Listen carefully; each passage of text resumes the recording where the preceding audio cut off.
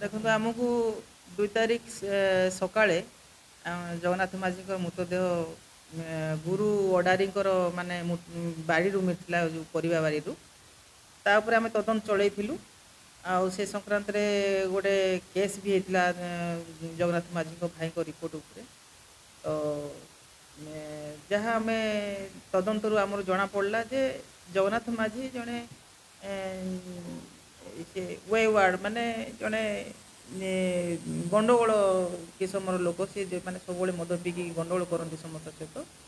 ସେ ନୂଆବର୍ଷ ଦିନ ଯେଉଁଦିନ କି ଏମାନେ ଦିନବେଳା ବି ଭୋଜି କରିଥିଲେ ଗାଁରେ, ସେ ସେଥିରେ ଭାଗ ନେଇଥିଲେ। ଆଉ ସେଦିନ ମଦ୍ୟପାନ କରିଥିଲେ, ଷୋଳପ୍ରସ ପିଇଥିଲେ। ତାପରେ ଆସିକି 4ଟା ବେଳେ ଏଇ ଯେଉଁମାନେ ଆସାମୀ ଅଛନ୍ତି, ଭକ୍ତ ଅଡାରି, ନୀଳକଣ୍ଠ ମାଝୀ, ଏମାନେ ଗୋଟେ ଭଲି ଫିଲ୍ଡରେ ଭଲି ଖେଳୁଥିଲେ। ତାଙ୍କ ସହିତ ଆସିକି ସେ ଗଣ୍ଡଗୋଳ କରିଥିଲେ। ଯିଏ ମୃତକ ଯିଏ ଜଗନ୍ନାଥ ମାଝୀ, ତାଙ୍କ ସହିତ ଗଣ୍ଡଗୋଳ କରିଥିଲେ।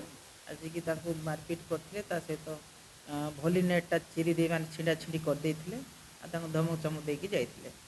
ପୁଣି ସନ୍ଧ୍ୟାବେଳେ ଏମାନେ ଯେତେବେଳେ ଭକ୍ତ ଅଡାରି, ନୀଳକଣ୍ଠ ମାଝୀ ଆଉ ତାଙ୍କ ସହିତ ଆଉ 3 ଜଣ ଯେଉଁ ନାବାଳକ ପିଲା ସବୁ ଥିଲେ ତାଙ୍କ ସାଙ୍ଗରେ, ସେମାନେ ଗୋଟେ ଭୋଜିର ଆରେଞ୍ଜ କରିଥିଲେ ଏଇଠି ଗୁରୁ ଅଡାରିଙ୍କର ପରିବା ବାରିରେ।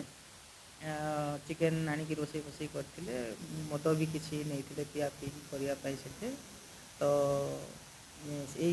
ସେ ଖବର ପାଇକି ସେଠି ଯାଇକି ତାକୁ ରାତି 9ଟା ହେବ ଯାଇକି ଗୋଟେ ଠେଙ୍ଗା ଧରିକି ଯାଇକି ତାଙ୍କୁ ସେ ଭୋଜି ଜାଗାରେ ଯାଇକି ତାଙ୍କୁ ମାରପିଟ୍ କରିଥିଲେ ଭକ୍ତ ଅଡାରିକୁ।